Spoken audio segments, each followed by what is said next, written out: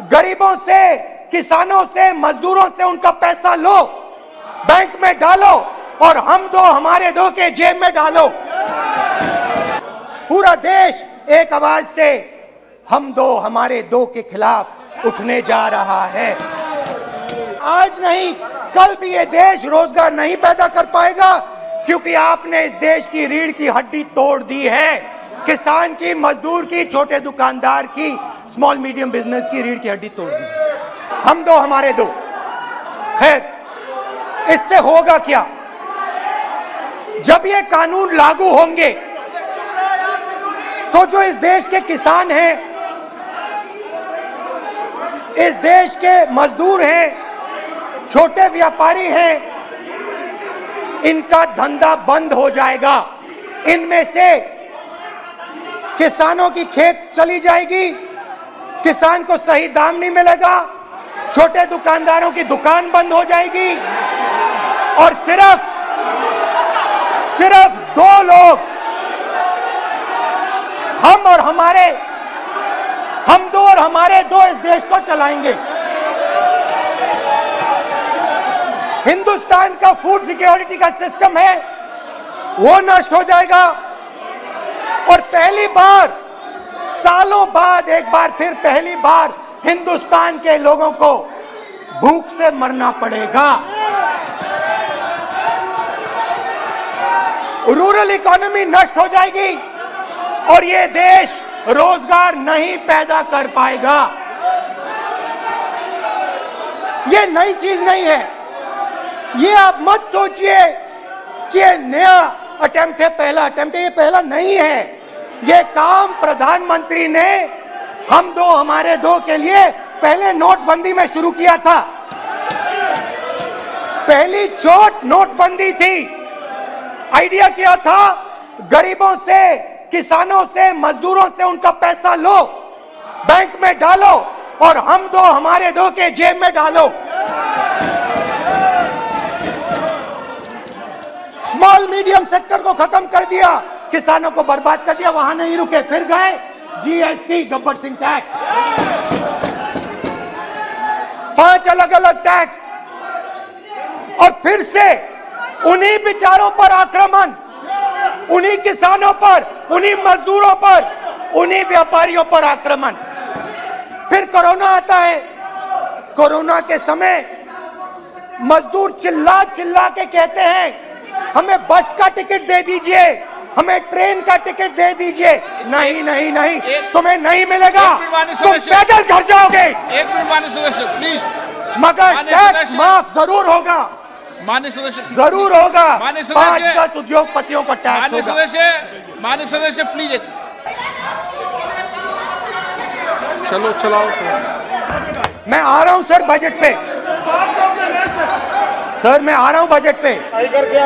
मैं sir 5 minute में budget पे आ रहा हूं। मैं फाउंडेशन लगा रहा हूं अभी, फाउंडेशन।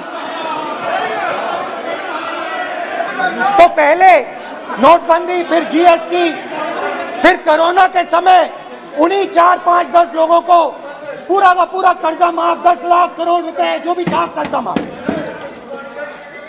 मगर हुआ क्या? हिंदुस्तान का रोजगार का जो सिस्टम है, जो स्मॉल एंड मीडियम इंडस्ट्री है, वो खत्म हो गई। आज ये देश रोजगार नहीं पैदा कर सकता है, सीधी सी बात। और आज नहीं कल भी ये देश रोजगार नहीं पैदा कर पाएगा, क्योंकि आपने इस देश की रीढ़ की हड्डी तोड़ दी है।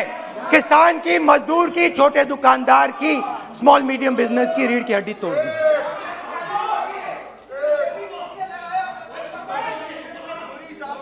मगर ये मत समझिए कि ये किसानों का आंदोलन है। ये किसानों का आंदोलन नहीं है।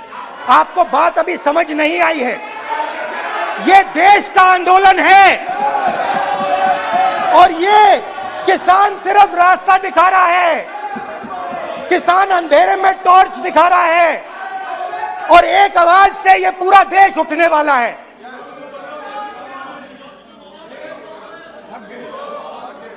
पूरा देश एक आवाज से हम दो हमारे दो के खिलाफ उठने जा रहा है।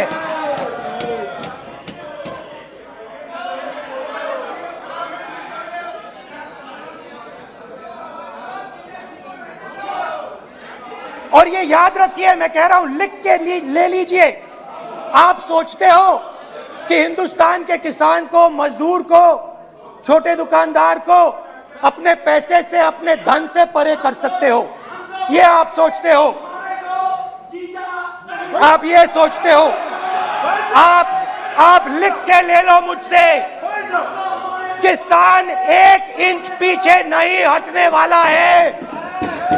किसान आपको हटा देगा, मजदूर आपको हटा देगा, छोटा दुकानदार आपको हटा देगा, मगर वो पीछे 1 इंच नहीं हटने वाला। आपको कानून वापस लेना ही पड़ेगा। अब बात करते हैं बजट की।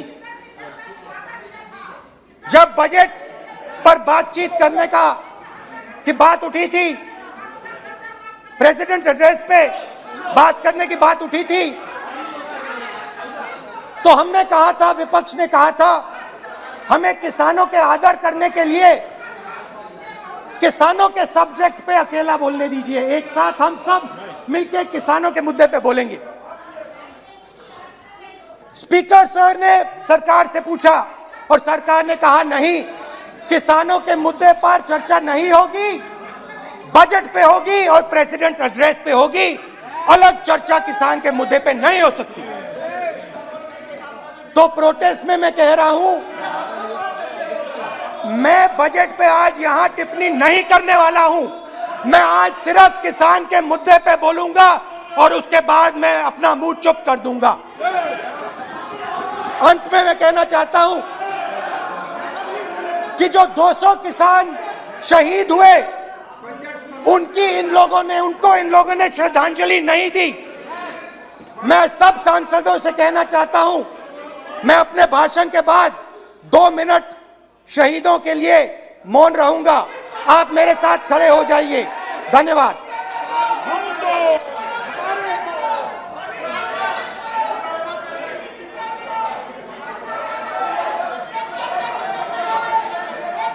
एक मिनट, आप बैठो। एक मिनट। माननीय